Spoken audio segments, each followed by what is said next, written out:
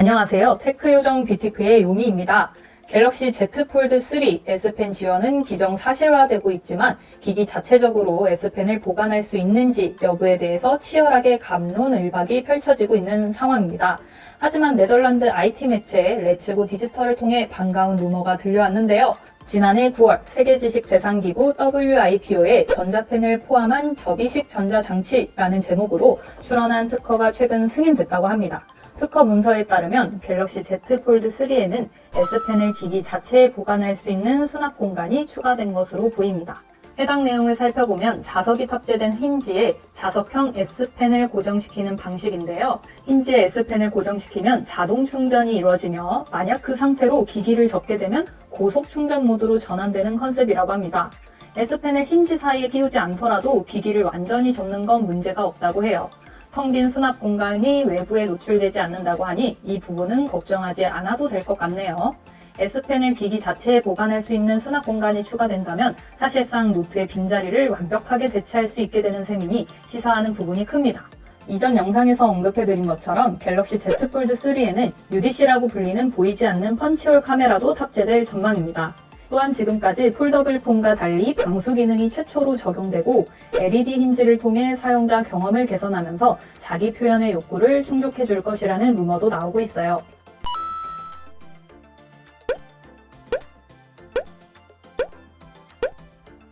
과연 이러한 첨단 기능들이 오는 7, 8월경에 출시 예정인 갤럭시 Z 폴드 3에 탑재될지 아니면 더블 폴딩 폴더블 폰과 같은 차기 모델에 적용할지는 두고 봐야 할 것 같습니다. 이쯤에서 알아보는 갤럭시 Z 폴드 2 치명적인 단점 6가지 한번 알아볼까요? 첫 번째, 휴대성. 폴더블 폰 자체가 마치 야누스 같은 이중적인 면모를 갖고 있는 제품이에요. 접힌 상태에서는 13.8mm로 두툼하지만 펼치면 6mm로 상당히 슬림합니다.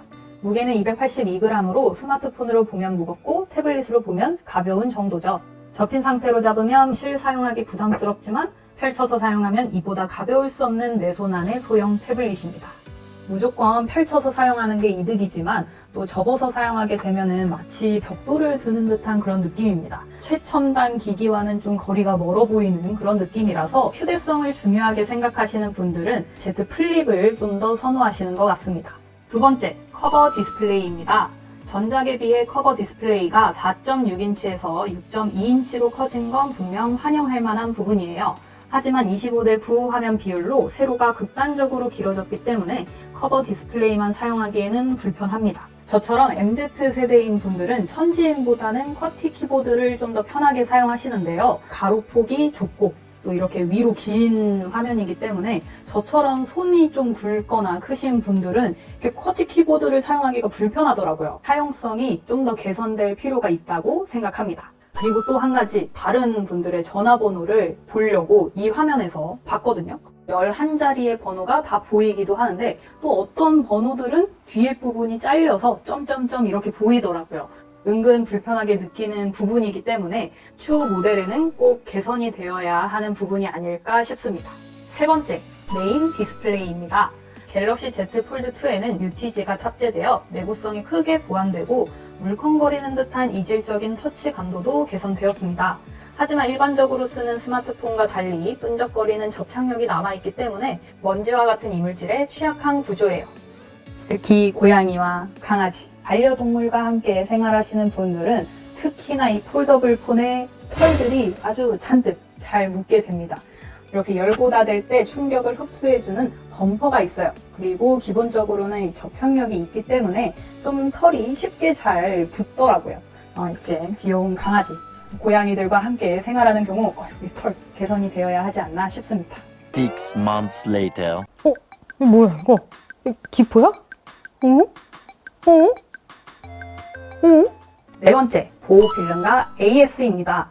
안쪽으로 접는 인폴딩 방식의 폴더블 폰 특성상 접고 펼치는 횟수가 많을 수밖에 없는데 전작에 비해 개선된 힌지는 상당히 만족스러워요. 힌지 끝부분에 공기가 유입되면서 안쪽으로 기포 같은 게 생기는 문제가 발생했습니다. 마치 보호 필름을 애당초 잘못 부착한 것 같은 추한 느낌인지라 5급 폴더블 폰의 느낌은 온데간데 없어요. 구입 당시 삼성 멤버스에서 보호 필름 이 쿠폰을 받아놨는데 유효기간이 2개월밖에 되지 않는 거예요. 애지중지 사용하게 되니까 2개월은 충분히 넘을 수밖에 없거든요.